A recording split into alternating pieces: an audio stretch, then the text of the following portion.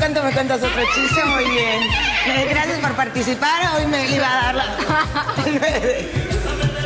Bienvenidos a la sección que le da rating a este programa, que por supuesto, con la gran alegría de Meli, los comentarios siempre jocosos de Meli, y jocosita ella.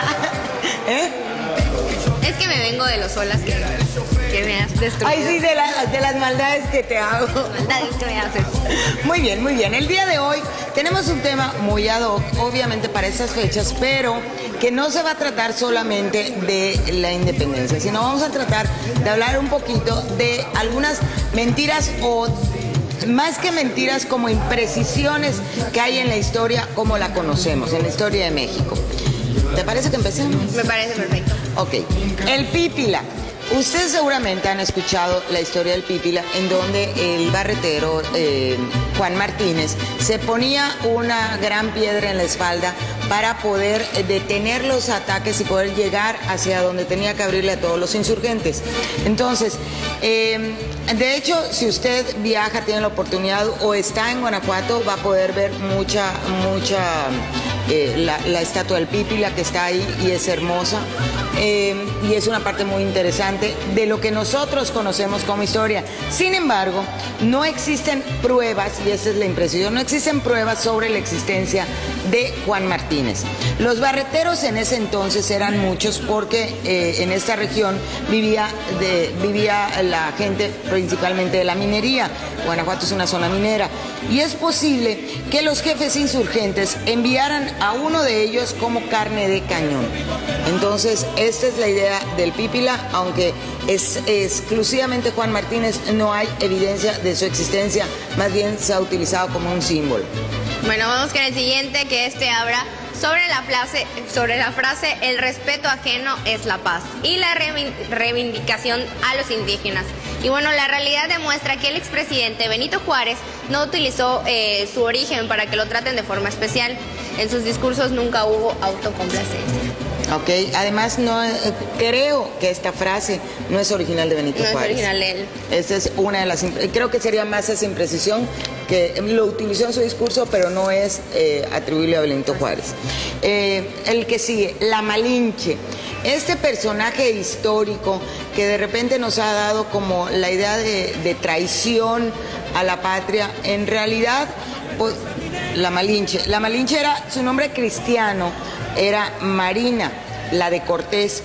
Esta se llamaba así cristianamente porque era, en teoría, tenía una relación con Hernán Cortés y inclusive tuvieron un hijo, Martín.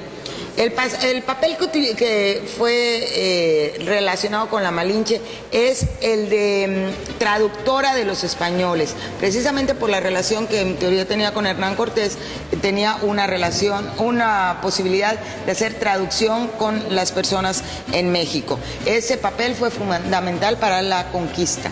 Así es. Vamos con el siguiente, que es de Santana, yo creo que muchos se acuerdan de él. Y bueno, dice, era tan perverso como dicen, pues dicen que le decían el 15 uñas por su desmedido gusto por el dinero. Y pues bueno, se dice que no era un buen ejemplo de político, pues cambiaba de bandera con gran facilidad y aún así era respetado. ¿Cómo ves? Así que recuerda que él fue el que malvendió el territorio mexicano. Muy bien, el que sigue es Francisco Villa. Francisco Villa, hay muchas historias acerca de él y no se sabe, no entendemos muy bien si queda del papel de bandido o el papel de un luchador social. La verdad es que en la figura de Francisco Villa se funden estas dos versiones, desde lo que es la realidad y lo que es la leyenda. Lo podemos observar como un Robin Hood a la mexicana, hasta un bárbaro incontenible que bueno, era bastante agresivo, pero sin embargo fue leal con sus hombres y actuó acorde con sus ideales. También derramó mucha sangre sin el menor remordimiento. Esta parte de Francisco Villa para mí es una parte muy interesante de la historia y muy interesante su personalidad. Suena interesante. Sí. A ver, ¿cuál sigue? Vamos con el siguiente, que es la de Francisco y Madero. Y bueno, es que se dice que era Indalecio o Ignacio. Existe una creencia equivocada sobre la I que tiene su nombre. y dice que corresponde a Indalecio.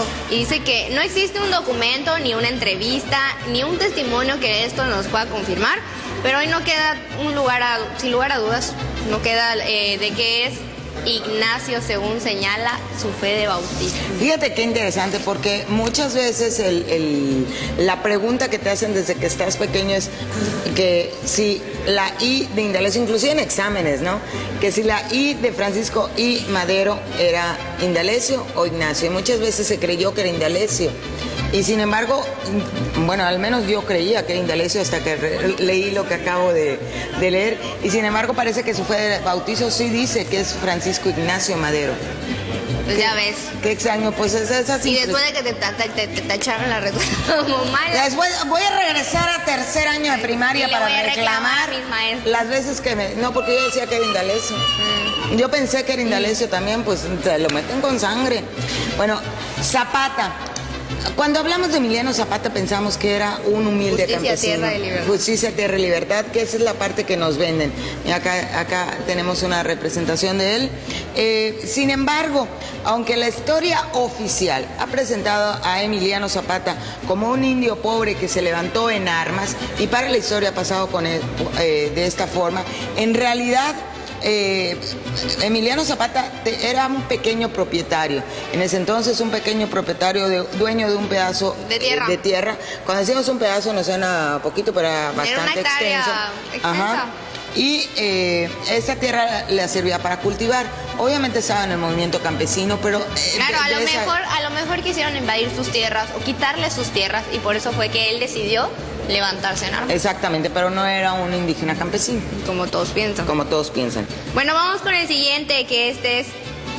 ¿Qué gritó Hidalgo? Dice, Miguel Hidalgo y Costilla dio el grito como a las 2 de la mañana del 16 de septiembre de 1810, y antes que pronunció fuertes vivas a la Virgen de Guadalupe, a la religión católica y al rey Fernando, y unos malos para el gobierno. Hay una historia muy interesante, o una película muy interesante, en donde nos presentan a Miguel Hidalgo como ¿quién era Miguel Hidalgo? Porque siempre hablamos de la parte que era cura. Y bueno, tenemos también que Morelos también era religioso, ¿verdad? Pero supuestamente se dice que él no utilizó el estandarte de la Virgen de Guadalupe para llamar a la independencia, sino que él tomó lo primero que tenía para poder escribir atrás viva la independencia, y lo que hizo fue voltear el estandarte. Exactamente, bueno, que no fue escoger el estandarte. ¿Sabes algo curioso que a mí me pasó? ¿Ves la avenida Madero en el estado en el Distrito Federal?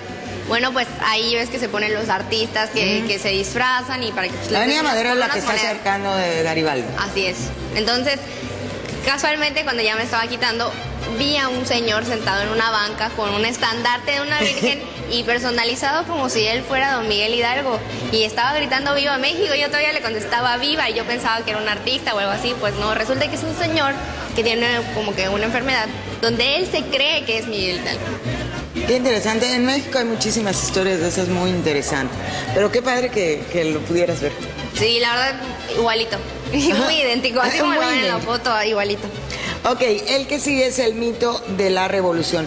Fíjese usted que cuando escuchamos la parte de la revolución y no estudiamos un poquito de la historia, creemos que el pueblo mexicano se levantó como si fuera una masa de un solo hombre para pedir revolución contra Porfirio Díaz, y que se levantó en armas contra Victoriano Huerta y contra Porfirio Díaz como uno solo. Y sin embargo había muchos movimientos en todo el país que se fueron unificando. Había unos que venían en el sur, otros venían del norte, acordamos del Centauro del Norte, y entonces todos esos movimientos se fueron encontrando para pelear por la Revolución Mexicana. Así es. Y bueno, vamos con el último, que es el bonus, que dice que el niño héroe que nunca existió. Siempre se dijo que los niños héroes eran 6, y que uno de ellos se arrojó envuelto en la bandera desde lo alto del castillo de Chapultepec, pero en la realidad es otra. Ninguno se arrojó y participaron más de 50 cadetes. Está muy interesante también la historia de los niños héroes cuando uno se pone a leerlo, y sin embargo pareciera que como este es el mito, fíjate que el mito del Pípila, el mito de los niños héroes, algunos de los que hablamos hoy en día,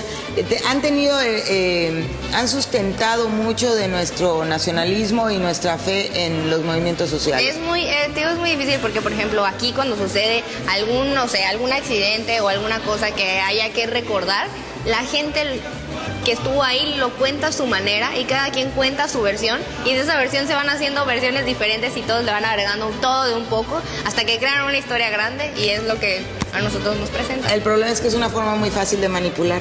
Así es. Ok, entonces sí, porque cada quien manipula de acuerdo a su versión de los hechos. Así es. Ok, pues esto ha sido todo por hoy en 9D.